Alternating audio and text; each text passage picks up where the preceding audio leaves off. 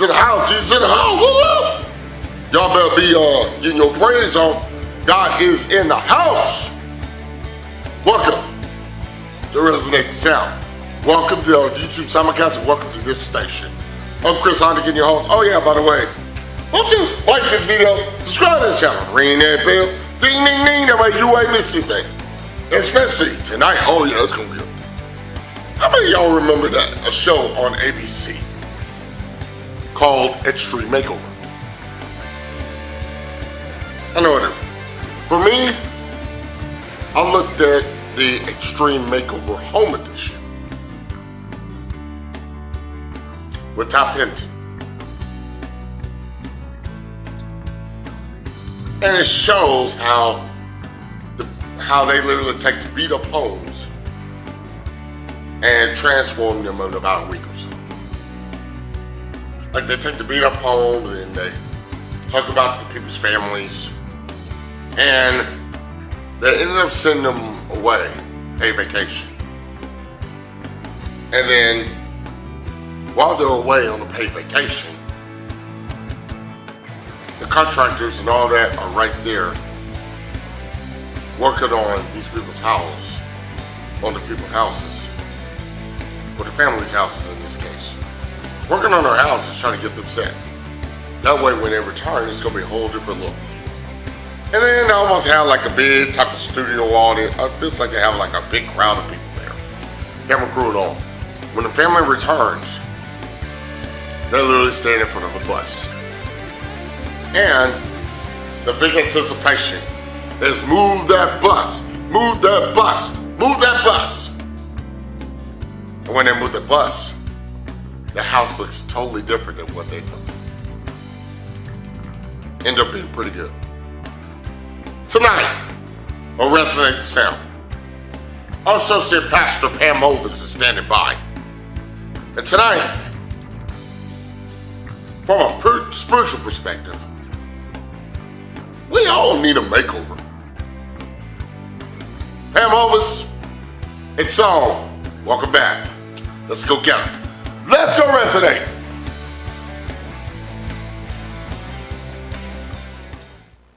I am excited to get to minister for the Lord.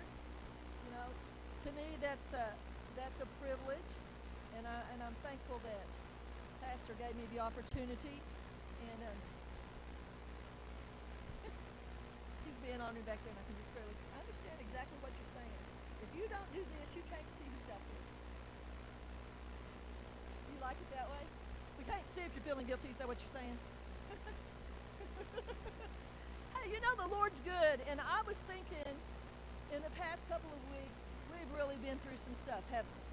I mean, I felt like I have. I think like some of y'all probably have too. And it's easy to get discouraged and to get down and to think, Lord, just what's going on? And Pastor preached a wonderful sermon this morning, and he hit me between the eyes with some of it. I hate to admit that when he does that, but I'm so thankful that I needed hit between the eyes with it. But I began to think about, sometimes things hit us out of the blue and we don't expect them, and how that they affect us. And he knew I was going through something, and one day he called me. He said, "Are you all right?" I said, "I'm going to pray my way through it." And I had to keep repeating that to myself even after he hung up. I am going to pray myself through this. But I thought, how many times all of us have been there, and we get discouraged and we don't understand why, or we get our feelings hurt, and my feelings had gotten hurt. I won't lie to you, probably worse than they had ever been. I felt like I had been stabbed in the back, and I just could not get over it. I don't know how to explain it other than that. I just couldn't. I'd think I'd about got it, and then something else would trigger. My memory would go right back to it, and I finally would say, "Lord, you just got to help me. You got to help me, Lord." And then I come up with this sermon, and y'all are going to think I'm crazy, but tonight's title for this sermon is called A Makeover. And in our society today, they're doing makeovers of everything. They're going to make over a house. They're going to do an extreme makeover of the bodies and makeup and hair, and they've got TV shows all over the place. But we just live in that kind of day where if things don't suit us, we're just going to change it. And I'm okay with changing my house around, but I figured God made me just the way He wanted me.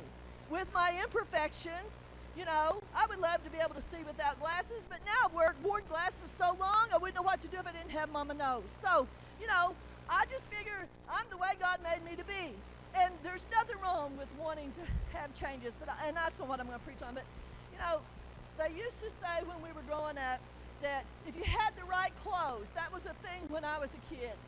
You had to have the right tennis shoes. You had to have the right name brand clothes. Now everybody wears them, so it doesn't matter. It's not like it used to be when I was a kid. If you didn't have Nikes, you weren't anybody. I wanted those Nikes, the Cortez Nikes that were white with the red swoosh on them. Y'all remember them? Okay, that ages me. That's okay.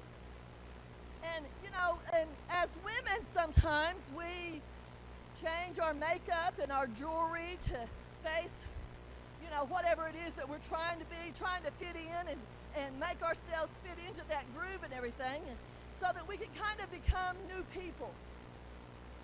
And, you know, we've seen it on television for years. We have television shows like What Not to Wear or Become a New You in 10 Days. I don't think that's the real name of it, but basically that's what it was. And we've seen it over and over again where they take a guest on a TV show and they transform them from a frumpy person to an elegant person. Y'all ever seen them? And, you know, the show just changes the styles that they're wearing. They'll show them, oh, you look better in something like this. Even though you're more comfortable in something else, you would present better in something else. You know, their friends nominate them for the show because they want them to be like them, that kind of thing. And I begin to think about that, and they can change their clothes. We can change our hair. But it's not ever really going to change who they are. They're not becoming a new person. They're just updating the outerwear of the person. They're changing their hairstyle, or they're changing the way they eat or the way they exercise.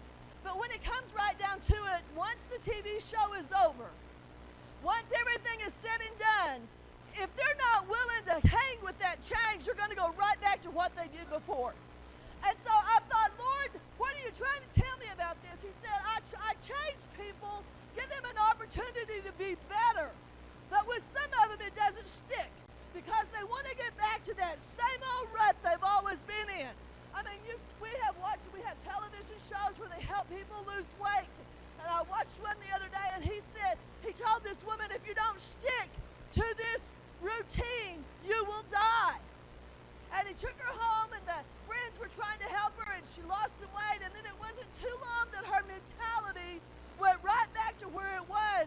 And instead of losing more weight, she gained her weight back, which put her life in jeopardy because she had to lose so much to get to a certain weight to have a certain procedure done. And I thought, Lord, how many times do we kill ourselves because we're not ready to accept the change that we need to improve ourselves? We're not just doing it, Lord, just to be seen. It doesn't matter what dress I wear, what color my hair is. I mean, you know, I'm not going to come in here with purple hair, but you never know, I might one day. But I'm just saying that still doesn't mean that's who I am. My daughter would kill me if I did that. I heard Madison the other day say, I need a mommy makeover. And I just laughed at her. And she said, why are you laughing? I said, I've got $5,000 in my bucket. And she said, use yours for a mommy makeover. I said, I didn't realize I needed one. And she said, well, I didn't mean anything by that, Mom, but you can get your skin tightened. And I thought, does my skin need tightened? I really did. I'm thinking, girl, are you looking at me? I'm looking in the mirror. I didn't see that I needed that. I mean, I know I'm older, but come on, good Lord, I've been here a while now. And she said, I didn't mean nothing by that, Mom. But she's young, and she thinks she should be slim and trim, and baby fat hadn't gone away yet, and so she's dreaming of a mommy makeover. And I'm just screaming and living. And so I began to think about how that as women, and don't think men don't do this because they do, because my brother has 27 million pairs of shoes. I mean, he has as many as Carmen, because you see, every time he's up here, they're different. So, I mean, men do the same thing. Or they want a new rifle.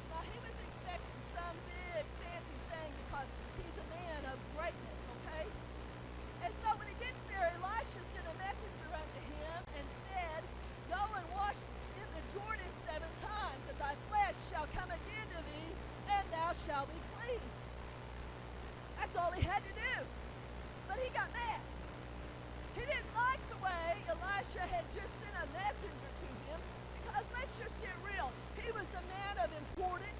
He had traveled miles and miles just to get there, believing what a little servant girl had told him, that if he could get there, he could be healed and made clean. You know, the power of one little servant girl, but that's another sermon. But here he is. He expected great, what do you want to say, pomp and circumstance on how he was going to be greeted and how the prophet was going to take care of him, and he didn't get it that way. And so he got mad. And he threw a fit. I could have done that in one of the rivers back home. I could have done that there, and I could have done that here. Instead of just doing it, he wanted to gripe about it because it wasn't what he thought. Have you ever noticed that you and I are the same way?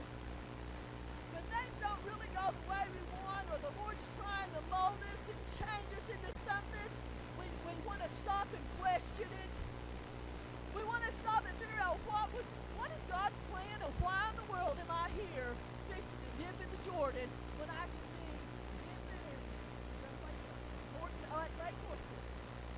And, come on, I could be fishing, or I could be doing something else, but not even thinking about the fact that where we're at, the Lord's wanting to take us out of it, and He's given us the opportunity to grow out of it, but we're griping and complaining about, oh man, did He really think that through? Isn't that what we do?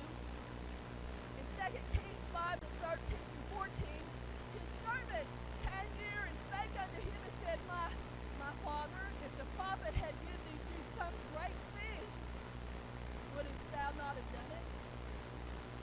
How much rather then when he saith to thee, wash and be clean? And so then he went down. He had to be reminded.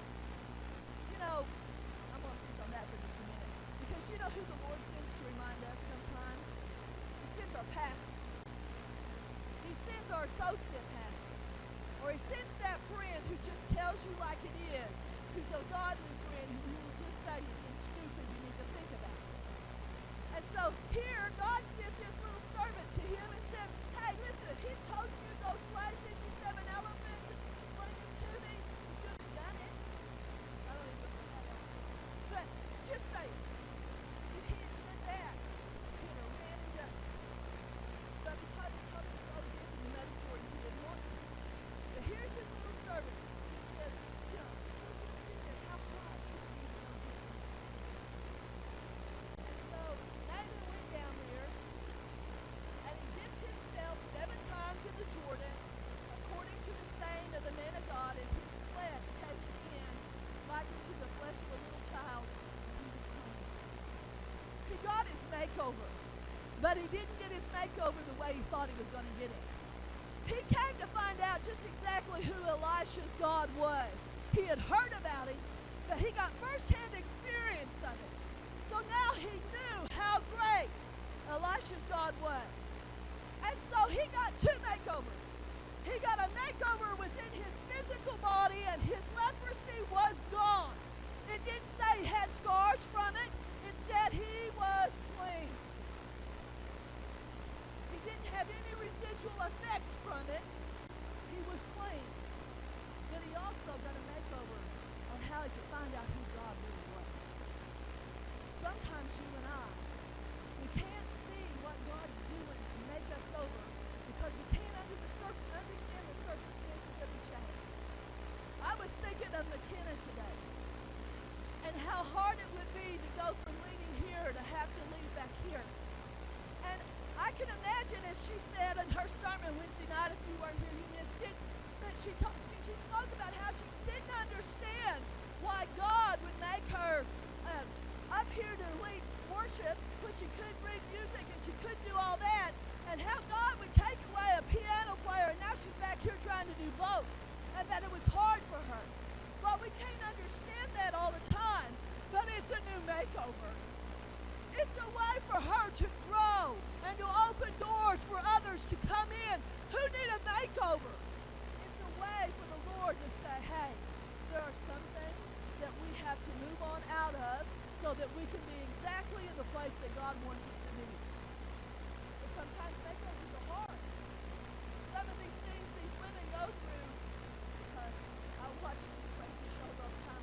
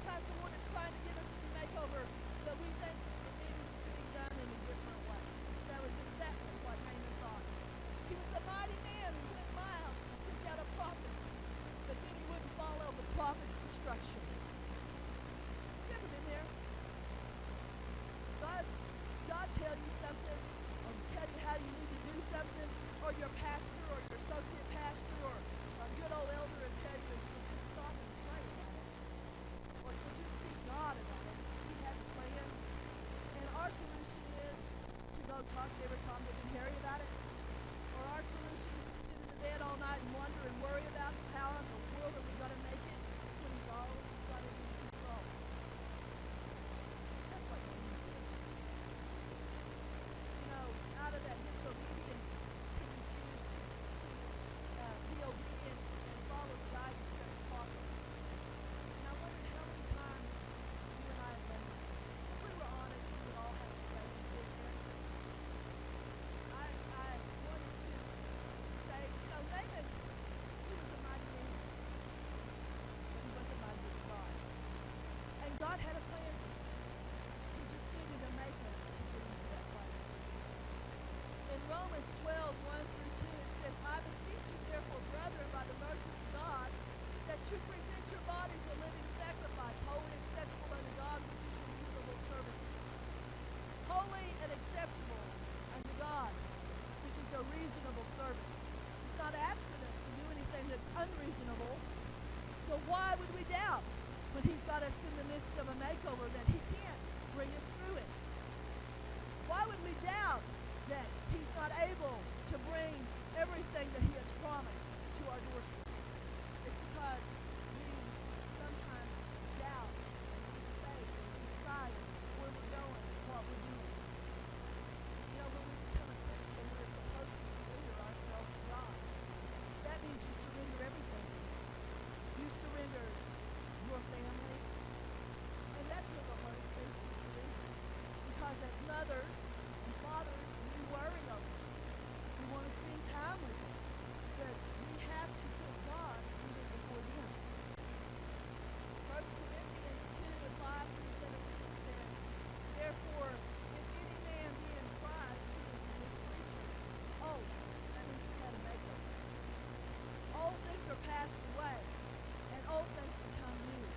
A makeover, not a physical one, always not a physical one, but he can take you and make you over into a spiritual creature that only he can use. Have you ever noticed that when someone is sincere about serving God and they come to know him, it doesn't matter what their background is, people will still remember it.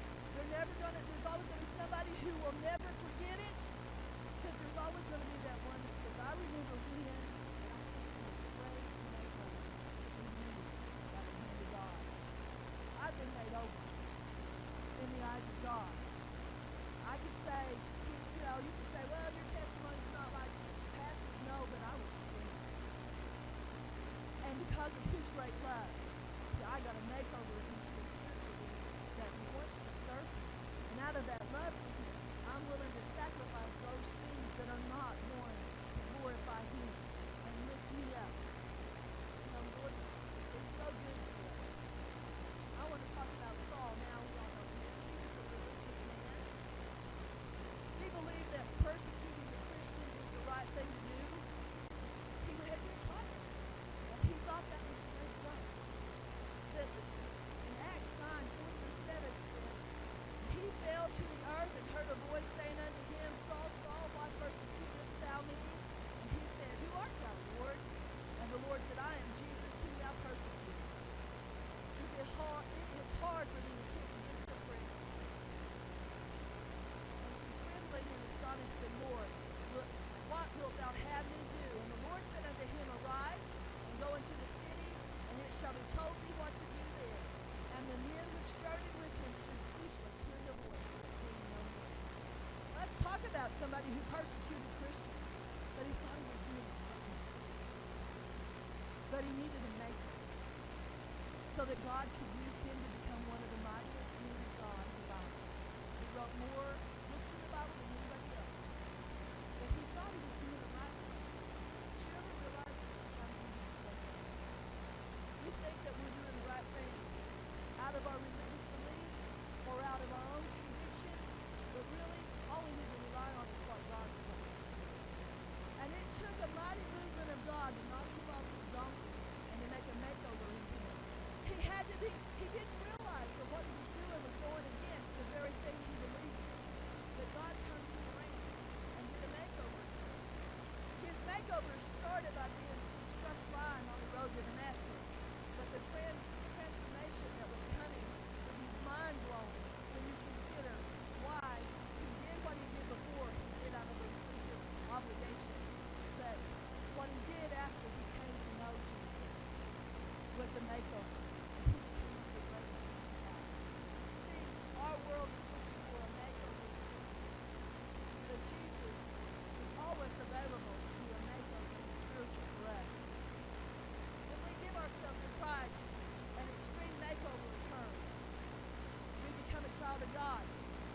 our wants and our desires change because we have changed. 1 Peter 1:23 says, being born again, not of corruptible seed, but of incorruptible, by the word of God, which liveth and abideth forever. So I'm challenging you tonight to stop for just a minute and think about your makeover. Is your makeover being hindered because it's just not what you want? Is your makeover in God being slowed down because you think the process is too painful, or you can't see the light at the end of the tunnel? Are you looking for a makeover that is going to make you some great somebody when God's just wanting you to be some great somebody for Him? We have to be willing to allow the Lord to change us spiritually so that He can do the makeover in us that we need. I ain't worried about what the world thinks I need. I'm sure they would say I needed a facelift and everything else you could think of. But what would that glorify my Lord? When I need to be seeking the makeover that He wants in me. I've gone through different stages of makeovers in my life since I started. I mean, I found the Lord when I was at a young age, but I left Him when I went off to college. And I had a little friend that every time she got around me, she talked about Jesus. And I started to just dodge her because I didn't want to talk to her about Jesus. And she would invite me to revivals, and finally I got so fed up with her that I went, so she would never invite me again. And when I got in there, the Lord began to deal with my heart. But I ignored Him because I wasn't ready for a makeover, and I'm going to tell you why. I never got to do anything when I was a young girl growing up, and I thought I had missed out on so much. And so, even though the Lord still tugged at my heart and was wanting to make me over into what He had planned for me, I shunned Him. And it took years before I came home and realized that the very thing I'd been running from was the very thing that I needed. But my God was still faithful. And He still had a plan for a makeover in me that I couldn't see. And then when I went to Pocahontas and I went to church where Mom and Dad was at, and ended up staying there for a long time, I began to grow. I came back to Jesus and found Him right where I left Him. But He began to change me from that girl who was self-centered and worried about what she had missed out on into one who wanted to lead singing and one who was willing to teach young children. And I had always said, I'll never do that. He never wanted to be a pastor. I didn't want to be a pastor. And I thought, Lord, why would you put me in there? And I got to be in class with some of the greatest young people I know. I watched some come and go and some fall away who never know Jesus because they refused for a makeover. But I've seen some have a makeover that transformed them into mighty men and women of God. And then when it came time to leave there and come up here, I thought, Lord, you know, I'm getting kind of old. What in the world could I do at a new church? They're not going to accept me. He said, you're going where I sent you. And I said, well, I'm not going with intentions of doing anything. And I meant that. I did. That's Brian. I said, I don't want to be a teacher. I don't want to be a pastor. I want to be I just want to go to church. He just smiled at me.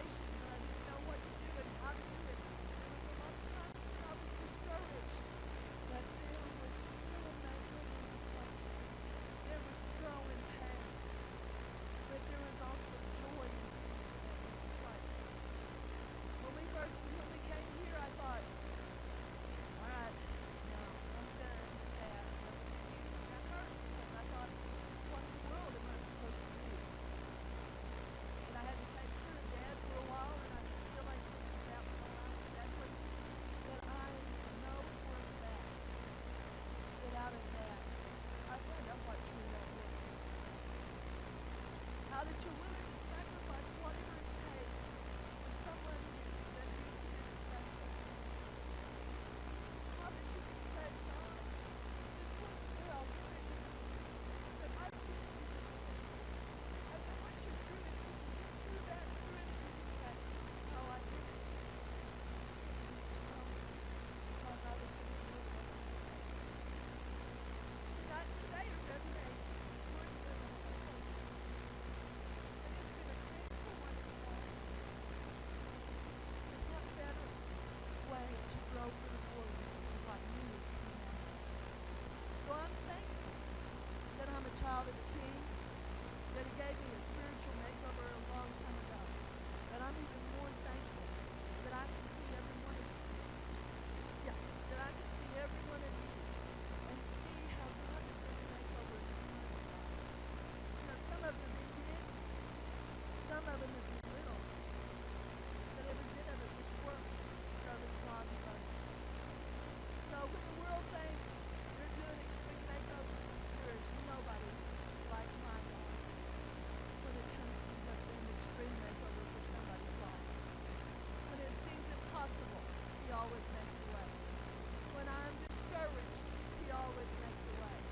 When I lack the understanding, He's always made a way. And out of those things, He's made great makeovers in me. And if you'll be honest, He's done great makeovers in me.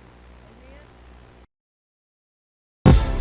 Hi everyone, I'm Cornbread Heineken, the Dean of Arkansas Sportscasters and host of Resonate Cell. I want to say a special thank you for resonating to amplify Jesus with us here today.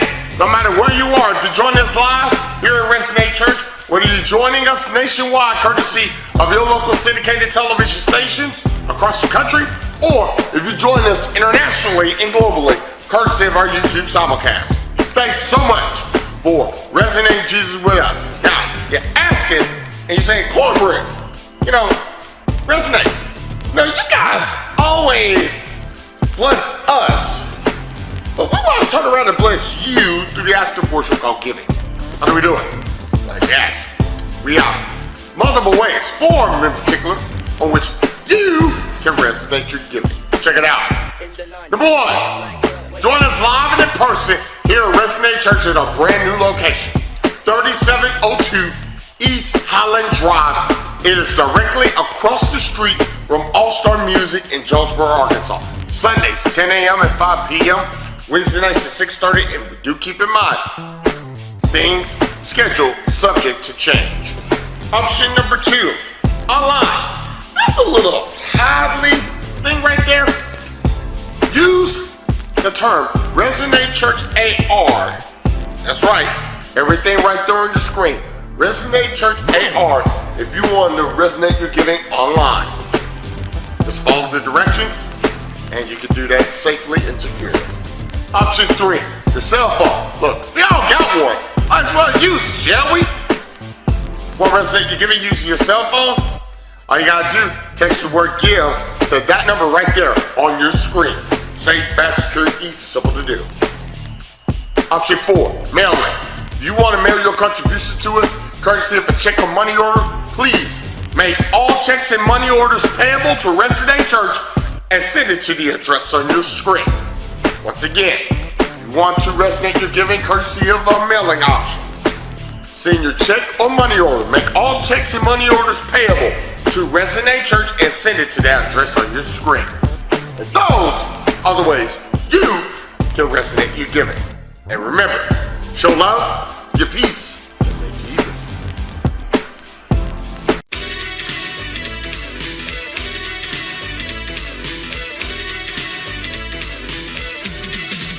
Hey, what up, man? What's up, buddy?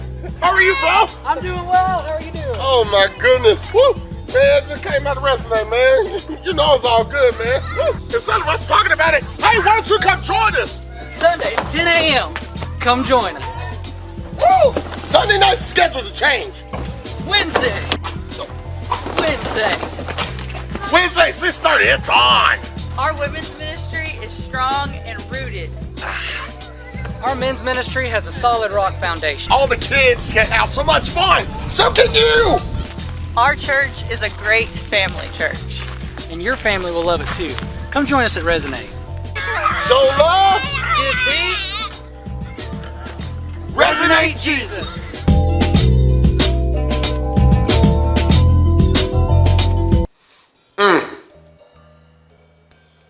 That's good, Pam Hovis. Thank you.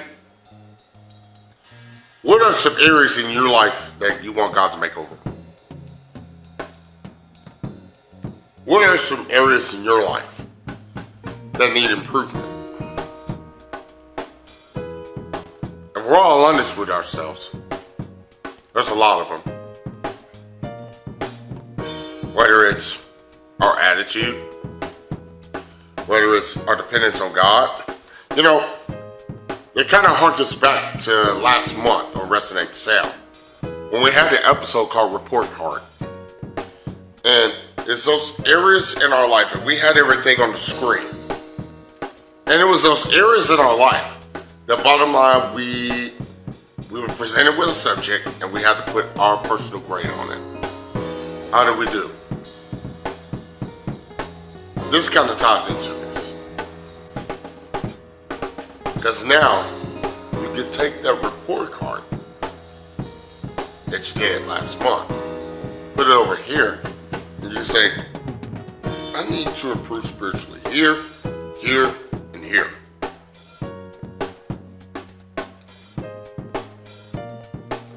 I got a lot of personal, spiritual stuff I need to improve personally too. To be quite honest with you. There are things in my life that God does need to make over. And yes, I'm bold enough to admit it here on national television. And here worldwide on YouTube. What are some things in your life that you want God to make over? It could be anything.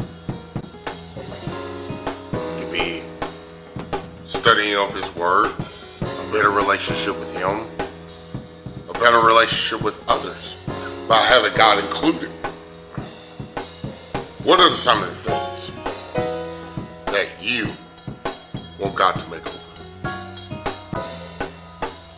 That's a lifelong lesson to think about. But, as we said so many times in this program,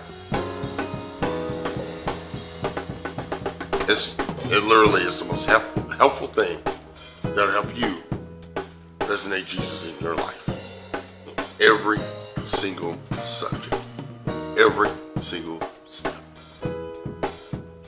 Try it, will you? God, thank you for listening yourself to us. Thank you everyone for watching. And ain't no service like a live wrestling service. A live wrestling service don't stop. This is the place to be. The bottom line, why should you be left out? Won't you come join us right here? Resonate Church info right there on the screen. Plus, what ways Resonate you giving? The other options, ResonateChurchJonesboro.com. And all the pictures, news, scoops, views, info, so much more. Facebook.com/Resonate Church Jonesboro. And you watching this program on YouTube simulcast. Like the video, subscribe to the channel, ring the bell, ding, ding, ding. That way you ain't missing anything. And we got another good one. Oh, yeah.